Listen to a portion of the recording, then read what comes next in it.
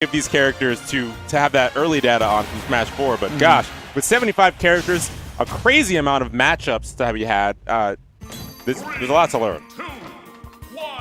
All right. One of the things that a lot of people have been trying to learn is Chrom, and I mean, he's just such a quick, oppressive force with great combos that, I mean, what are y'all's impressions of Chrom so far, as far as how you play against him? Oh my god. Sick, nasty, and he always gets the kill with the up special.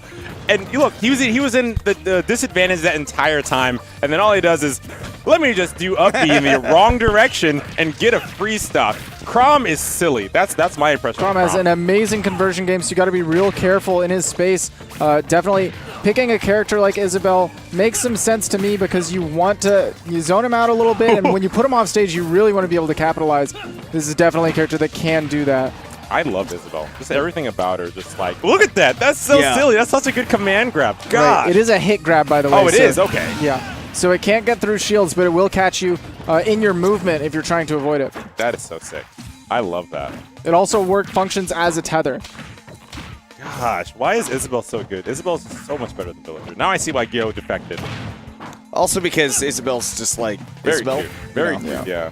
Her jab attack, I think yesterday I laughed for like a good 30 seconds.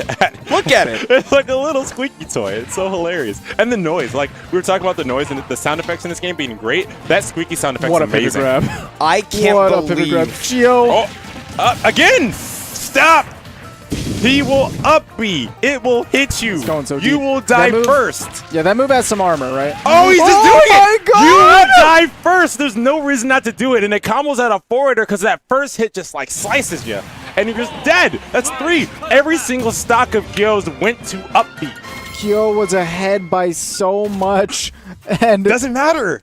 Karna, with that last conversion on the edge, just took it all away. It's like that picture, that National Geographic picture where it has the dude and he's just like, he's all like zonked out and his hands were like, and it's just like aliens, right? It's like up special. It's just like Chrom's head. It's just like up special. Man, and that's why Karna won that first game. That was wild.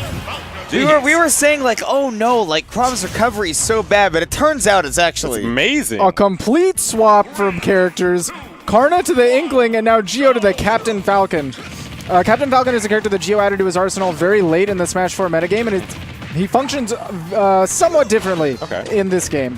Can we talk a little bit about that? What are the differences between Smash 4 Falcon and this one? His throw doesn't combo quite as well, the down throw, and his jab is not quite as potent, especially as a ledge guarding tool, but he does have the added ability to move a little bit more freely than in Smash 4, as well as his side B has armor now and is more of a setup tool than it is a kill tool in Hypersense.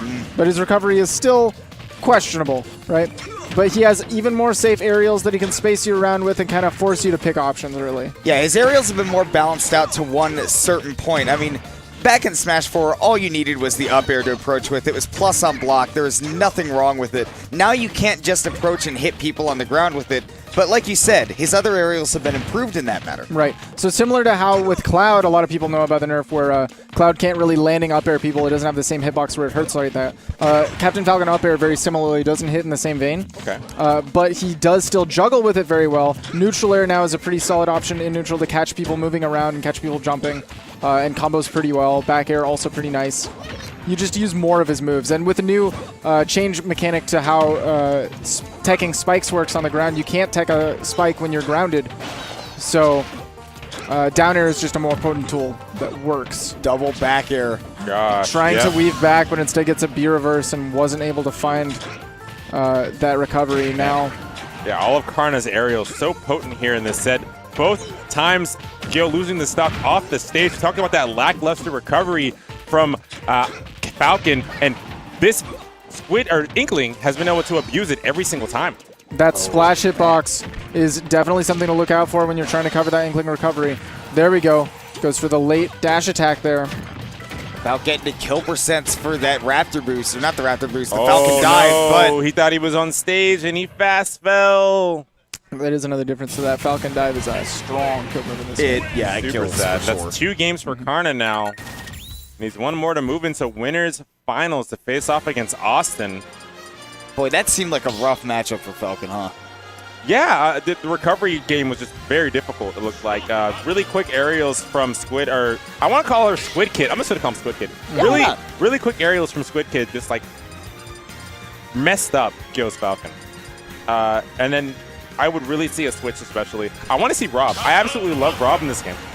But it looks like we're going to stay with the Falcon. The really hard part in this matchup is just when you're off stage. So if Gyo can keep himself grounded, keep himself on the platform, utilize some of those aerials you were talking about that he can now use as a really good combo tools, maybe we'll be seeing a much different game here in this third game of the set. And, you know, on this stage, I definitely see a little bit better for Gio. I really like PS2 for Captain Falcon. He's able to cover these platforms really well. Look, still able to convert up airs. Almost into the knee, but Karna was able to air dodge away. I would see possibly a mix-up out of that, right? There's two up airs and then goes down, waits for the option from Karna.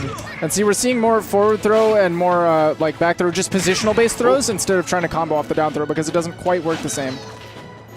Faking out on the ledge trump. That's so smart by Gyo because that forces Karna to pick an option. And if he's ready for the right one, that's big. Early up special there gets Gyo back to the stage. Now stage in his favor, and he's still looking for these options on the ledge here to get the stock from Karna. Hasn't been able to find the one just yet. Karna makes it back to center, but now he's stuck back on the left side.